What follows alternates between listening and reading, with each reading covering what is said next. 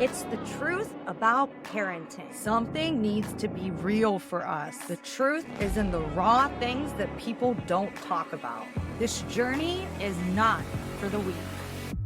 Welcome to the Mama Jack podcast.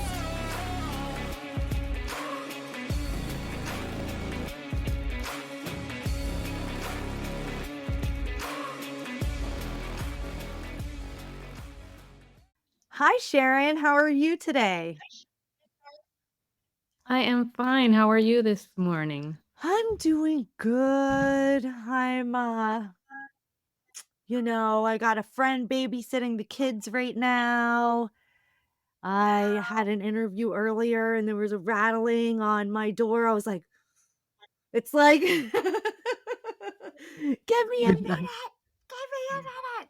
But other than that, I'm good. I'm good.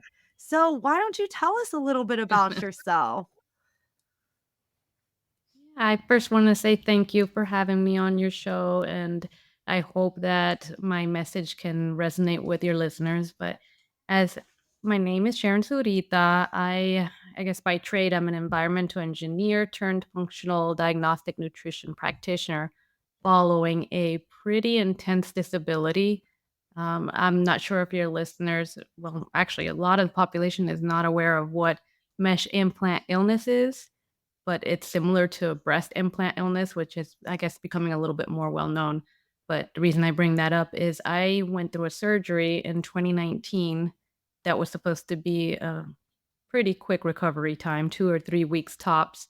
And it was the gold standard easy repair of a hernia and a muscle repair for moms out there. Many moms probably have experienced some muscle separation during pregnancy.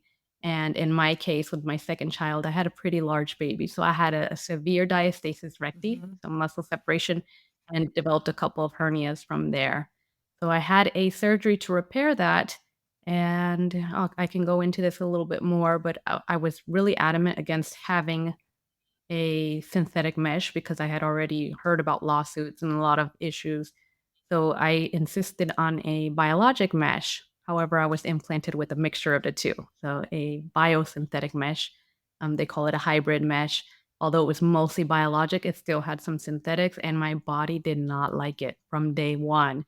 So I came out of surgery and immediately feeling sick as if I had the worst flu of all time and never recovered from that. Like months and months of dealing with all of these symptoms that you get when you have like a flu. I can't even explain it other than severe nausea, dizziness, lightheadedness, syncope episodes, which is when, in my case, I had POTS, which is postural orthostatic tachycardia syndrome. So I would frequently pass out or come close to passing out. And obviously, we can't really do much when, if we stand up, we have these episodes. So I started losing mobility, and I eventually became bedbound within the first 3 weeks, you could say, Dang. and I was bedbound for many months, many months. My goodness. That is horrible. So when did they finally realize what was happening and what had to happen? I'm assuming you got it removed, right? Yes, I did. I was fortunate in that I already had a background in, environmental toxins. So I could kind of connect the dots. I joined some support groups. A lot of us tend to look for people who are experiencing similar symptoms. And since I knew point blank the date of my illness, like the day before, I had run 3 miles with my children outside. They were on their bikes, they were Mhm. running. I was running after them. I lifted weights. I did my normal routine in the weekend. I went in for surgery and just symptoms.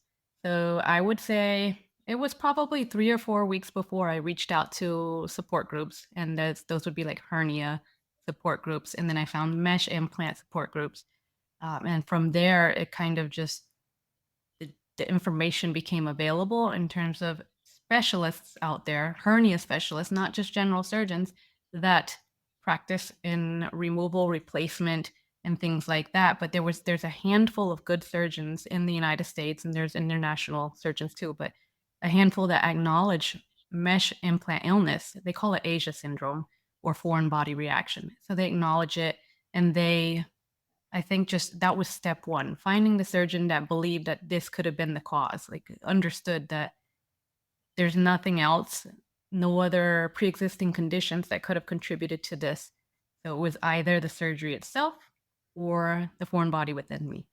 And I think that was it. Like once I knew that this was the case, I just kept advocating and advocating. Probably 15 or so surgeons before I came across one all the way in Ohio. I live in Florida. So I had to fly to Ohio before I found a surgeon that validated the condition. And I've been advocating ever since. Like it was 4 months for my explant. Some people, unfortunately, they go long time, 2, 3, 4 years. Some people have not been able to have an explant as of yet. And they've had similar symptoms. Oh my goodness. So what did that leave you with afterwards? Yeah, so my chance of a recurrence is very, very high. So the first doctor, that I saw that again, validated that I may need a mesh removal, he gave me a 50-50 shot, a 50-50 shot, and at that point, I said I would take it because to be completely disabled, not even just the mobility constraints, but just the overall sickness and the inability to connect with anyone, friends, family. Like I had the 2 young children, at the time, my youngest was 3 years old, and then my oldest was, I guess he was almost 9 at the time, but, I just during that time, there's first 4 months, I could not connect with them. I was so sensitive to noise, to odors, lights even, so I couldn't do anything with them. And so I took that risk, the 50-50 shot. I did find a second surgeon who was a little more local to me, also a hernia specialist, who told me it would be more of a 30% chance of recurrence. And again, at that point, I was like, no, if I can have the surgery, the sooner the better, I'm going to do it, even if it was Yeah, 50-50. Mhm. yeah. Because I could imagine. And how old were you at the time? I was I wanna say 38 going to 39. It was like 2 or 3 weeks before my 39th Oh my birthday. God. I'm doing the math. Ah, Yeah. that is ridiculous. So you've had that surgery, right? Okay. Mhm. And how do you feel now? I feel a lot more functional, and it took 3 years to get to where I am Mhm. today. This is 3 years post-explant. I went the whole gambit. I was searching for help because when I had the removal, some of those symptoms did clear up a little bit, but I had such severe autonomic dysfunction at this point. Autonomic nervous system was why I'm fried. You might as well for to say fried. That I still had severe brain fog, and I still was not able to eat solid foods. Slow motility, a lot of gastric issues, and the brain fog was really really crazy. Like I'm very analytical, and my background, again, engineering. I went to school, I received my PhD in 2015, so I like the math and science, and I couldn't do simple math for a while. Like it just I couldn't help my children with their homework, even elementary Yeah. school homework. So going back to, the things that changed, it was those 3 years that I was just running around a traditional, conventional medicine, going to all the specialists, you name it, cardiologist, gastroenterologist, endocrinologist, even psychiatry. Like, I tried it all, and I just wasn't getting anywhere. I was still feeling kind of hopeless, and, I wasn't as hopeless as I was in the initial, like, before the explant, but I was still feeling like I'm never gonna be able to get out of the house again. Just yeah, it's tough, especially with children at home, and you wanna see them grow and Yeah. excel. Yeah, for sure. So do you get out of the house at all now? How did you do that transfer if you do now? What happened in that whole process? Yeah, I think it was a mindset shift, first that I had to understand that mobility was limited and that there were aids that I could use and not I shouldn't be embarrassed about them. So, Mhm. I started off with a rollator, and I still use that from time to time if it's long distance being outside. I do have a wheelchair that I use, again, if I'm gonna be outside for extended amount of time. In the house, I can manage to get around, without assistance because I have everything laid out. Like, you just learn to Yeah. acclimate and make things comfortable for you to get around. So my home is as comfortable as it can be for me. I have a very nice backyard in terms of being able to expose myself to sunlight and put my bare feet on the ground and do these mindfulness practices. So all those things are very key. And again, after the 3 years when I transitioned to functional medicine, that's when I also worked with a dysautonomia specialist. She's a nutritionist and completely revamped my diet now. I've tried all the major diets out there. If your listeners are familiar with carnivore diet, the ketogenic diet, that probably veganism, I've tried them all. And it wasn't until I really committed to a modified GAPS diet that I was able to remove all those foods that I was very sensitive to. I had a lot of mast cell flares, so any kind of foods that I was eating kept triggering me, and I couldn't figure it out until I got Yeah, into this very strict diet. So that I think was a pivotal piece too, between switching the mindset, saying instead of "I'm gonna be disabled forever," saying that I'm going to make the most of my surroundings and try to find activities that I can do with the people around me, and I'm going to start eliminating as many food toxins and chemical toxins as possible.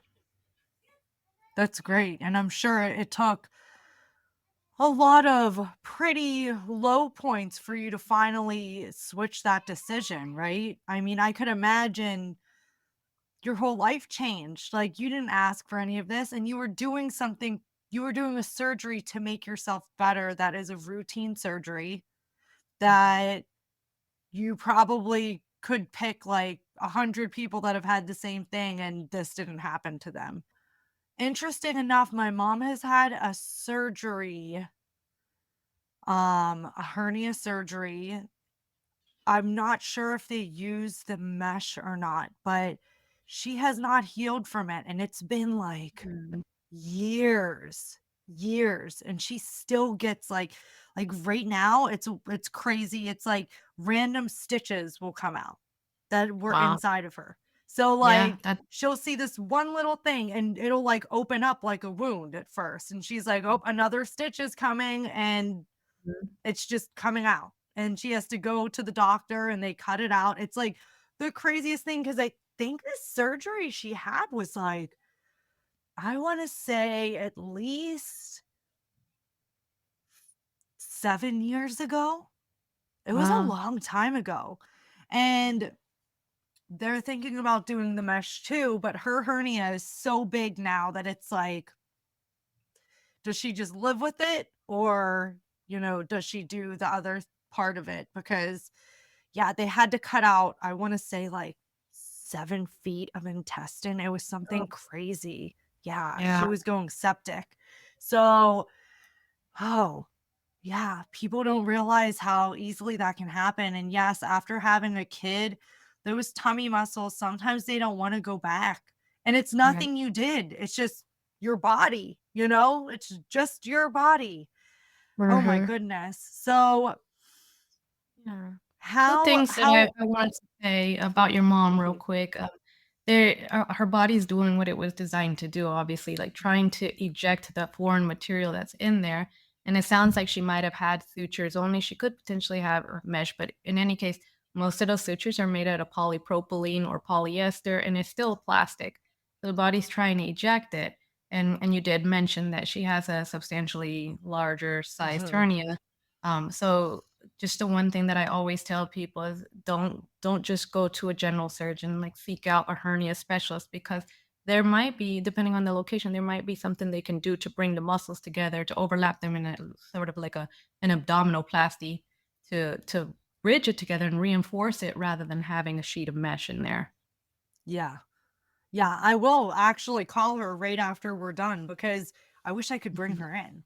I'm like, "Mom, what are you doing? Hop on the podcast right now."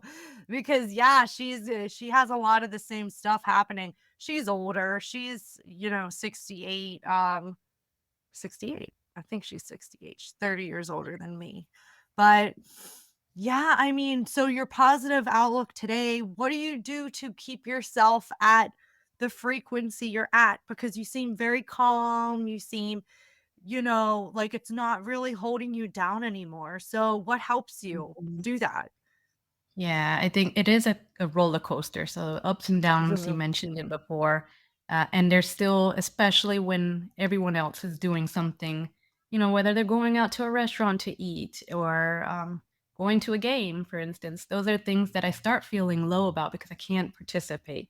But then I reflect on how far I've come in the last year and a half and say, "Well, do I want to sacrifice that and kind of go backwards in my healing journey and not be able to engage when we're together in environments that I can be in?" So I really try to focus on how far it's gone. And then especially when we hit those dips, those low points, I have to bring myself out of it as quickly as possible before I let that kind of affect Mhm. me. And when we get to that negative place, it kind of permeates through us and goes to our family members. And that's the last thing we want. We don't want them to feel that negative energy and that helplessness that is within us at the time. So I do a stop practice. And I picked this up from a couple of other programs that I've worked with. The Gupta program was one of the very first that helped me stop, acknowledge what's happening, accept it, and give myself grace. And then come with a plan to either get through it and whatever mechanism I have to use to get through it, whether it be laying down in bed with my gratitude journal and just resting and understanding, hey, life's gonna go on out there, and I have to make sure I get myself stable so I can join where I can. So that's one thing I often do. And then I start thinking about maybe there's some things that I allowed to tip my stress bucket. So really getting back down to our core needs and remembering that we have to think about ourselves and really I'm trying to say we don't want to allow the stress to get to the point where we're not allowing ourselves self-care time. And that's been big, like understanding, hey, I need to do some infrared sauna. I need to do some detox practices or meditation. I need to do 20 or 30 minutes of just me time. And Mhm. yeah, that's essentially what it comes down to. I could talk about the five pillars that I focus on. I have already mentioned diet. Rest is very crucial, like making sure I get to bed at a decent hour. And for me, that's probably earlier for you or most moms out there. But I also prepare myself for sleep, the circadian rhythm by dimming the lights, turning on red lights where possible, using blue light blockers if any technology is on, and so that I can fall asleep pretty quickly. I wake up early too, 5 o'clock in the morning every day. It's just my biological clock. And that gives me the time, like quiet time to kind of work myself up. So I'll get up, usually I do positive visualizations or I listen to something that's motivational. And then I do some like work time, some research time before the whole house starts waking up. I probably deviated from the question, but I can tell you No, all of no. Go ahead, it. keep going, that's fine. Yeah, and the course of my day, it's very standard. I think that it's also important to keep as consistent as possible when you're going through a healing journey, or if you're just trying to manage the emotional piece, like try to be as consistent as possible. Granted, with children, that sometimes goes out the window. Like right now, I have an 8-year old, nearly 8-year old. He's crawling around out here, but mm, yeah. So consistency is key. He wants to say hi real quick. Hello. Oh, hi. Hi. Okay, we'll be done in a little bit. Okay. Yeah, so much for him entertaining himself for a while. But they that's the thing about children. Like I guess it takes time for them to acknowledge and understand the limitations too, but they adapt. Like with Mhm, the consistency, they adapted. mhm. Awesome. So you said that there was a hernia group that you were a part of? Mhm. Where is that, like, online, or do you meet up with them? Where's No, that no. at? Yeah, it's actually in Facebook. There's several groups in there. If Mhm. people search Okay. hernia support groups, they'll pop in. Now some of them you I guess everyone knows when you go into support groups, usually people have been through the ringer. So there's a lot of feelings of isolation, and there's a lot of feelings again of hopelessness, but there's also the drive to help get the information out. So that's first and foremost. Like if we can get this information out and prevent other people from falling down the same path, that's bringing purpose to pain, for one. And then two is to understand that there's still hope. Like I have an abdominal wall that's denervated, my severe nerve damage on the left side, and there's nothing I can do about that. Structurally, there's no surgery to graft new nerves in there. So there's always going to be limitations, but then there's also ways to improve functionality in life. There's always ways to even manage a little bit better to chronic pain, and it doesn't always have to include pharmaceuticals. So I Mhm. think that these type of support groups are really good for offering that avenue and different insights for people to kind of gather their own information. Nice. Nice. I love that. And when you say you meditate, is there any certain type of meditation that you do? Yes. So I'm one of those that needs guided meditation. I'm not able Mhm. to.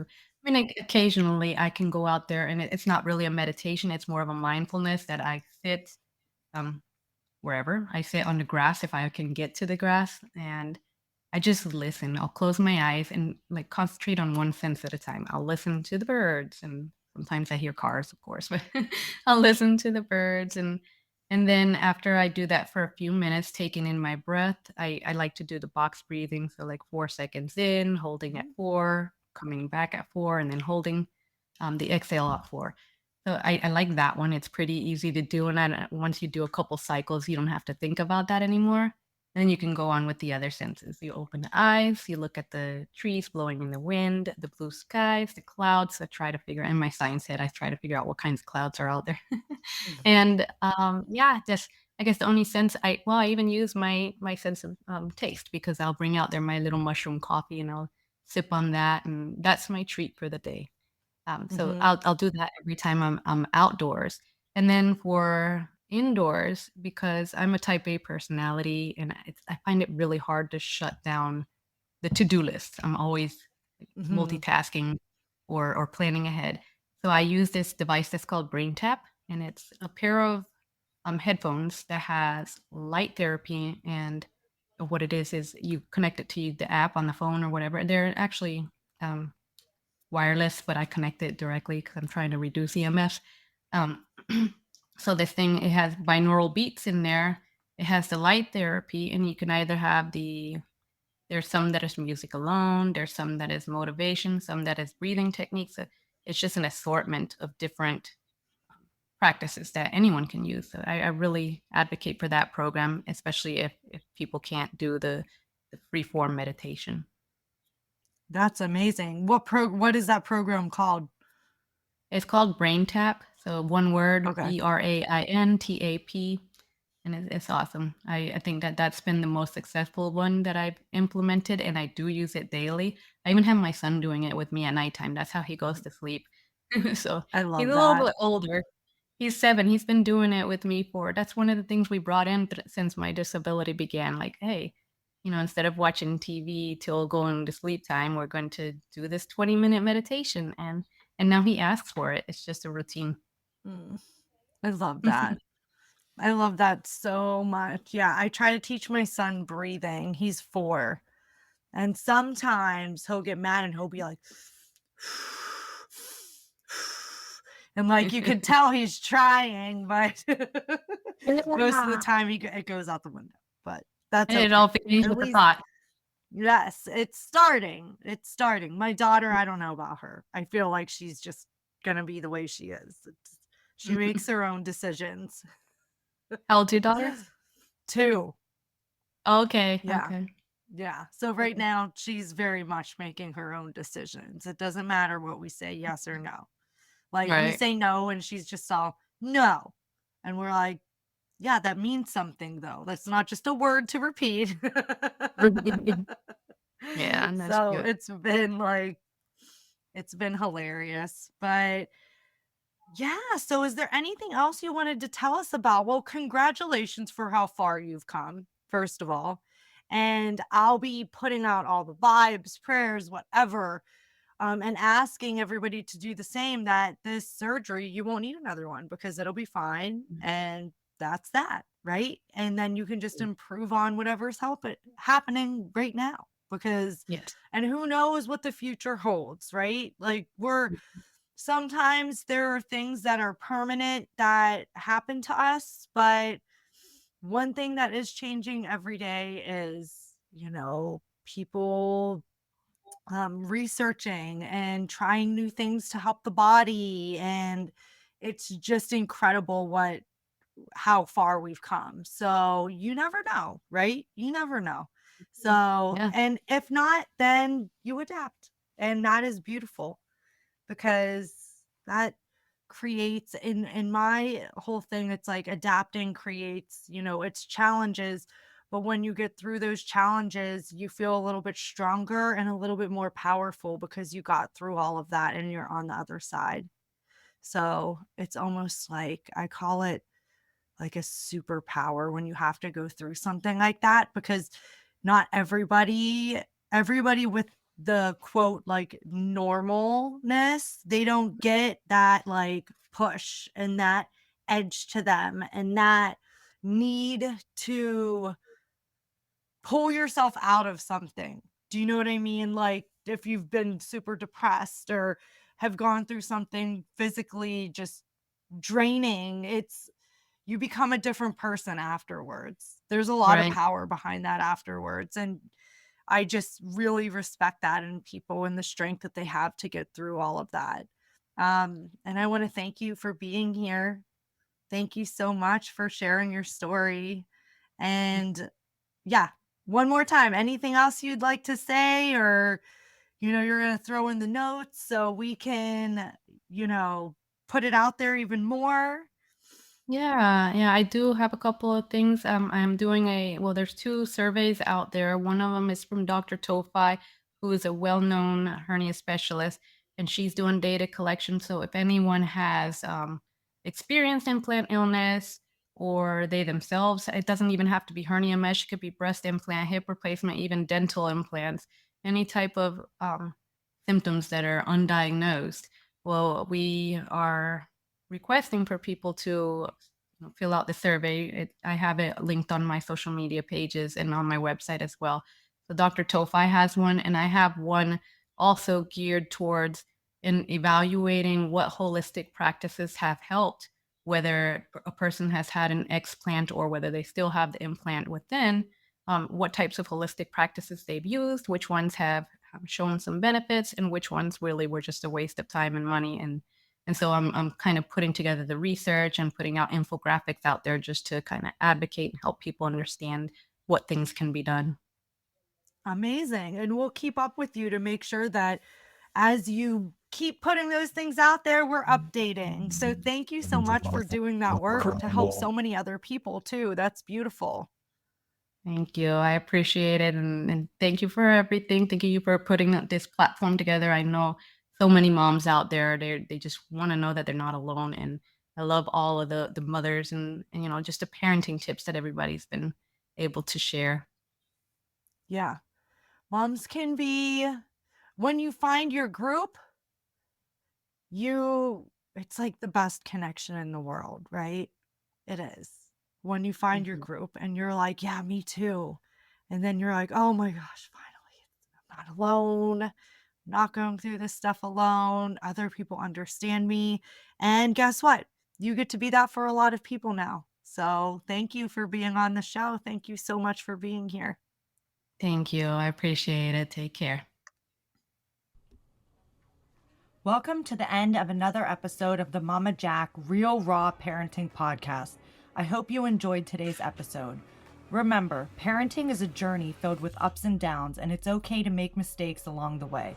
The Mama Jack Podcast is here to provide you with support, guidance, and real life stories from fellow parents who are navigating the challenges of raising children. If you have any questions, topics you'd like me to cover, or stories you'd like to share, please reach out to me. I love hearing from my listeners and incorporating your experiences into future episodes. You can find me on Facebook, Instagram, TikTok, and Podpage, all under The Mama Jack. TheMamaJac. Thank you for tuning in. Remember, you're not alone in this journey, and together we can create a supportive community of real, raw parents. Stay tuned for more episodes filled with laughter, tears, and everything in between. Until next time, keep being the amazing parent that you are.